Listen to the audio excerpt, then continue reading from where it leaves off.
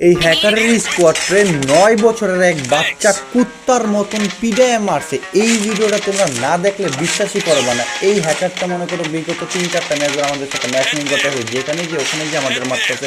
তো এই জায়গার ভিতরে মুন্না জিজি, যে কিনা আমার ছোট ভাই, ও এই হ্যাকাররে কিভাবে মারে, ওর এই জাতা মাইট দেখলে তোমরা পাগল হয়ে যাবে ভাই। 9 বছরের একটা বাচ্চা এমনি গেম খেলে কেমনি?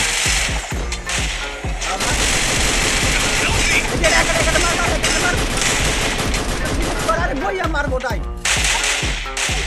বইয়া কি করলি যাচ্ছে